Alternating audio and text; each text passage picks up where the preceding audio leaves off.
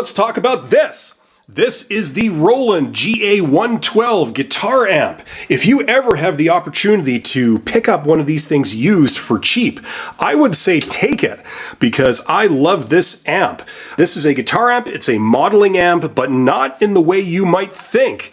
Instead of being able to press a button and dial in a very specific amp sound like a Marshall Plexi or a Fender Twin Reverb, instead, this amp can emulate many different types of amps and many different types of sounds by simply the way you dial in these traditional controls. An interface that I think is absolutely amazing. Now, it's got some cool features on it. This amp came out in 2013. I think we might have started seeing them actually in late 2012. But this amp was not a hit. And one reason was the interface. This just did not catch on. When you tell people that it's a modeling amp, they immediately want a button that they can press that says Marshall Stack, and this didn't have it. However, being a Roland product, this thing is built like an absolute tank, and for something that has one 12-inch speaker in it, it's actually quite heavy.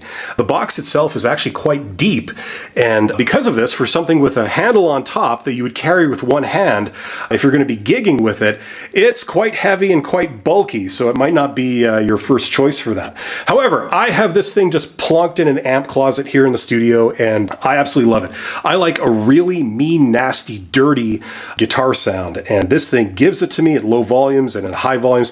This thing is louder than all hell. This thing rivals my 4x12 for sheer volume at 100 watts. It's amazing. One common myth that I'm going to bust here is that although this is a Roland product and it looks a little bit similar to a JC-120, this does not sound like a JC-120 for clean sounds. If you dial in a clean sound with this, it does not sound like a JC-120. You're missing the high-end treble brilliance that you get with a JC-120. But that being said, it still gives you a great clean sound in more of a traditional style and a traditional voice.